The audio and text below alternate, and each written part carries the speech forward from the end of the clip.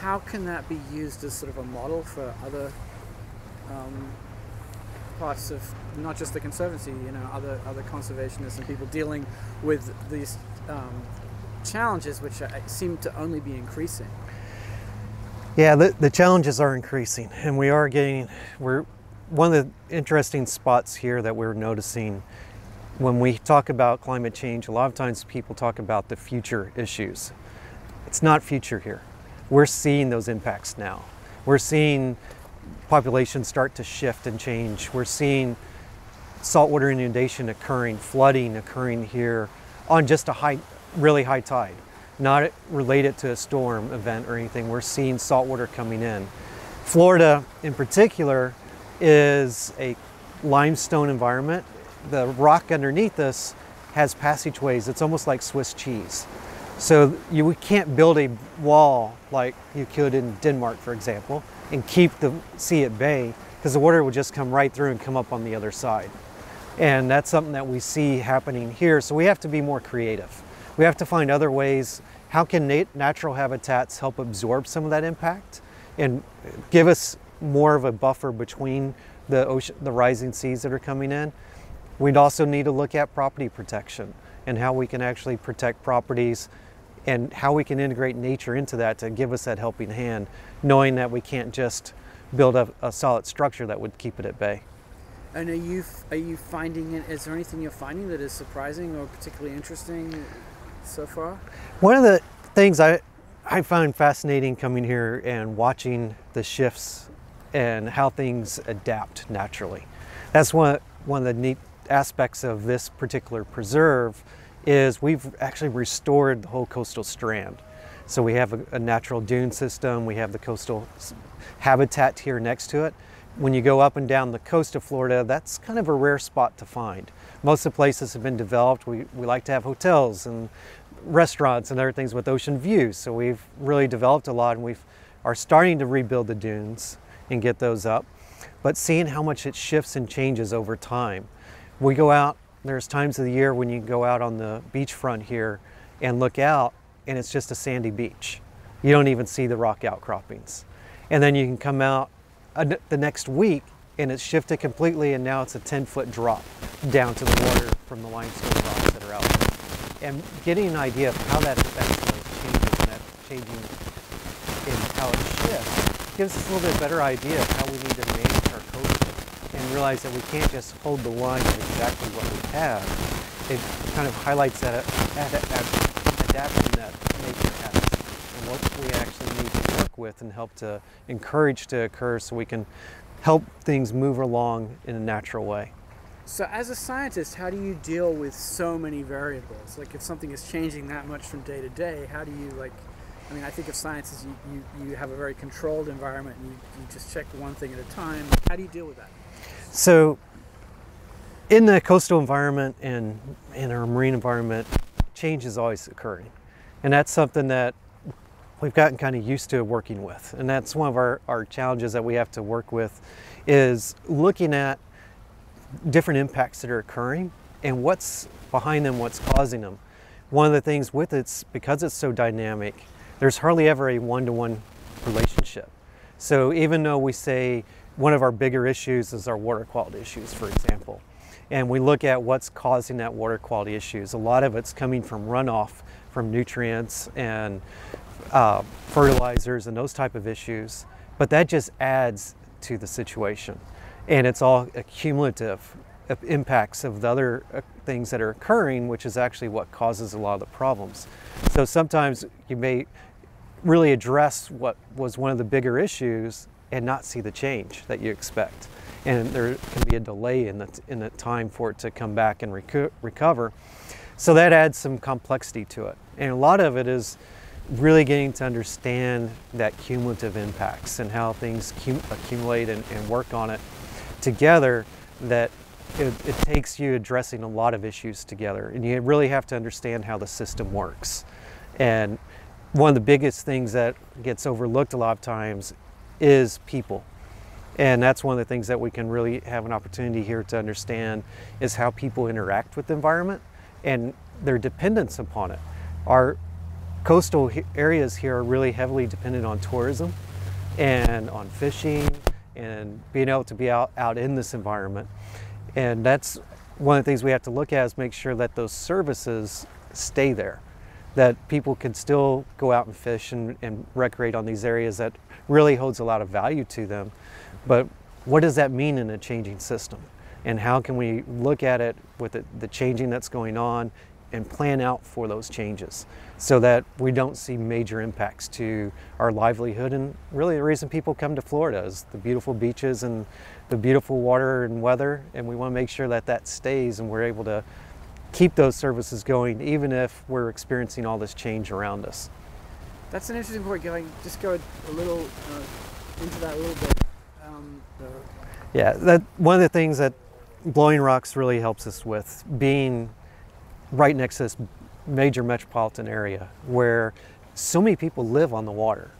One thing about South Florida, most people think, oh, just the coast, but we have so many lagoons and waterways that there are so many waterfront homes. And with those waterfront homes, when we're getting sea level rise issues and the sea's coming up higher, and you get boat traffic or even storm generated waves, they put out energy, that can actually cause erosion issues on there. Having this place here, we can actually look at how nature can help absorb those energies and displace that energy so that we don't get the flooding and erosion occurring. And this gives us that great opportunity, being right here next to that metropolitan area, to test some of those ideas and look at how we can do that, not just from a science perspective. We can get the science down and we've shown how important natural habitats are, but we can also now start looking at it from an engineering perspective, because that's really going to be the crux to get natural infrastructure in place, is taking it from a natural area where there's no people that are really being protected, but how do we now take that and incorporate it into the built environment, and how we incorporate it to areas where it's actually going to be impacting people and property. And that gets into the engineering side of things. It's working with our partners in government that have to look at these from a permitting perspective. And how does that actually look at how it extends the lifespan of it? One of the interesting aspects of it when we look at coastal resilience, we're talking about it from a natural perspective, we realize that, you know, for us, mangroves provide this habitat, they're really important for that, but they also provide that other benefit that we're talking about. It's more of that engineering benefit. And trying to get past just the science behind it that proves it, but taking it now into an application. How do we take it and apply it in a environment? And what does that do to the surrounding properties? And there's issues with that a lot of times get overlooked, that yes, when you build a seawall, that energy doesn't just get reflected, it gets aimed over next to the next door neighbors as well. And that can actually cause erosion problems for others. And that's something that the engineers have figured out how to look at with a built structure. But when we add in natural structures and we now start absorbing that, that changes that dynamic. And it can really change a lot of issues. And that's what some of the issues we're working with our permitting agencies and engineers to really start now to get a good handle on and overcome. Can we talk about boat wave energy while that's in the background? Yeah. Okay, cool. So in this area along the intercoastal, we get a lot of boat traffic that comes through here. When boats come by, they leave a wake, which is basically human-generated waves. Just like what we'd have out on the ocean with storms or waves that come through, boats create those waves behind them. And that wave energy that comes through is going to come and hit our coast here. Now, on our coast, we're showing how natural habitat, mangroves, beaches can help absorb that. But let's say we had our boat sitting here. And as that boat would go by, if our boat was tied up, it would be getting hit by that wave energy as it goes by. And we have to look at ways how we can help reduce those impacts, especially as the sea level gets higher, that wave energy is going to come up higher and be hitting a higher area. So we can look at ways we can bring in natural habitat to help us absorb it and reduce the impacts of that wave energy that comes by. Okay, cool. Thank you. Okay, whenever you're ready. All right, so we're on the barrier island, and on the ocean side, we primarily have a sandy beach and a dune system that really is the main habitat that protects it. On this side of the island, we have a much calmer lagoon that's over here. And one of the things that happens on this side of the island, this is where we get a lot of boat traffic that goes in and out very close. And when boats go by, we get a lot of wave action. And that can cause coastal erosion issues. And when we add to that sea level rise issues that we get, you may say, oh, we're on the inside. Why are we so worried about that? This side gets affected by the tides just as much as the ocean side does, and it also gets affected by the sea level rise. In this area where with the mangroves, they actually absorb a lot of the wave energy that comes through from boats.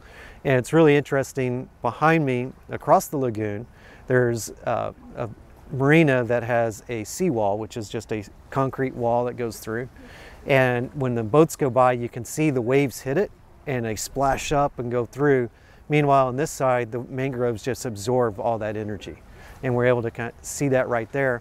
There's also an area where you can look at where mangroves were planted in front of a seawall to help absorb that energy that comes through. So that actually our idea is that by doing that, by incorporating nature into that coastal structure, we can actually increase the longevity of the seawall and also its effectiveness.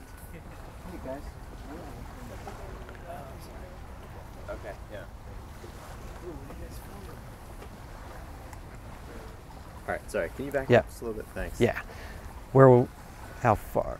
Well, the coastal seawall, mangroves, Yep. incorporating mangroves with Yeah. So one of the when these boats go by, we can see how the waves come out and hit the coast.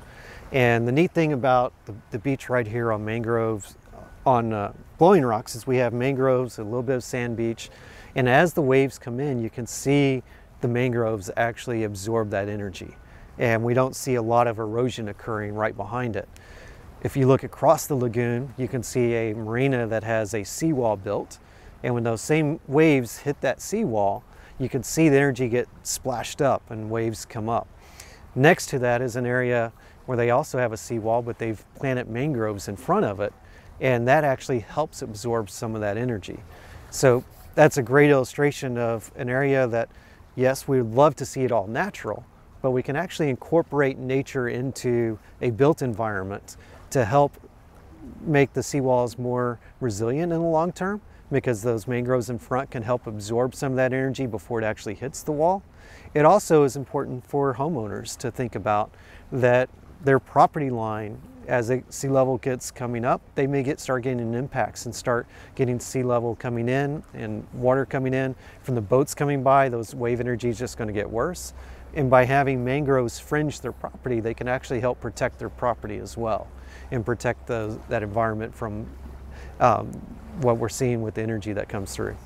So that thing you're saying about the mangroves in front of the seawall, to me that's a great environment. I think a lot of places where we're studying things don't have those same issues. So yeah, so that one thing that Blowing Rocks really gives us an opportunity to look at is a coastal system that's right next to 6 million people.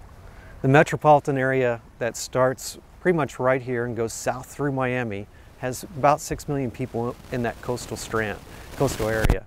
And this is an opportunity to really look at how we still have a beautiful habitat and beautiful areas with a lot of resources here that are flourishing, but still in that interaction with people.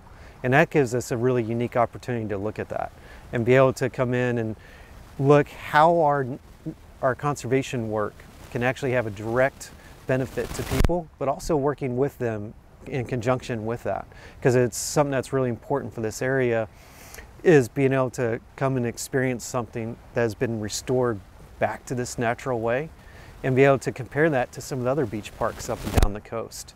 And one of the things that has been shown a lot recently with a lot of the increase in hurricanes we've been experiencing in Florida These natural areas do provide a lot more of coastal protection to us. We've seen examples of storms that come through where they have taken down the beach dunes, where they haven't restored them, where mainly for views so people can look out and see it. And when those storms come through, the waves get really big, and we've seen a lot more coastal damage from those storms compared to the areas that have intact dunes. So that's another example we can show here of how we can actually restore an area to provide some of that protection to people and the resources that are up behind it. Excellent. And so from a conservation science point of view established? That's an interesting question. If we didn't establish Blowing Rocks, it's amazing to think that's 50 years ago. That is when the preserve got established. And if we look at this area 50 years ago, it was almost all covered with invasive species. And it was a totally different system that was here. And over that time period, we've been able to do a lot of natural restoration. And now we're able to actually look at what this area, what almost all of the barrier islands in Florida used to look like, and how their natural systems were here. We've been able to restore some of the mangrove populations up in here. And now we have the opportunity to look at that restoration in a resilient perspective and see, okay, do these areas that still have the natural habitats and natural systems intact, how do they respond to climate change and impacts compared to areas that have covered with invasive species or have been developed? And this gives us that opportunity to really look at those impacts and see how a natural system can actually work within that and be able to absorb and be more resilient than an area that's not. And looking to the future, what do you think is going to happen in the next 50 years? What's the future look like for this preserve?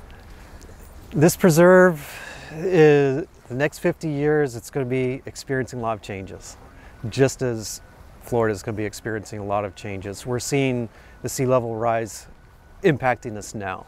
We know that even if we were to be able to change our ways and really address the root causes of climate change, our seas are still going to rise, and we're still going to see impacts occur.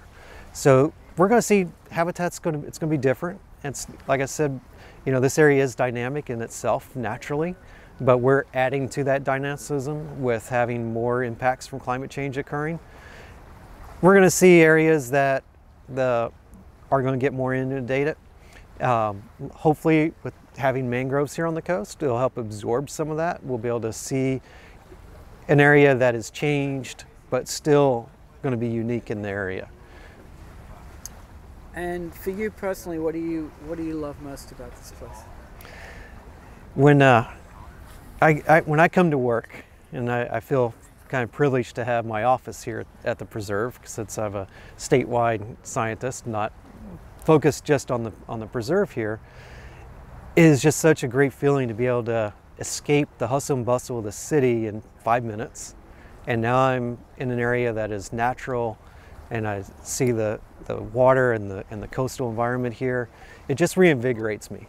And I see what we're really trying to make sure stays into the future and the benefits that we have, and being able to see the amount of people that come here and just really enjoy being here at this location.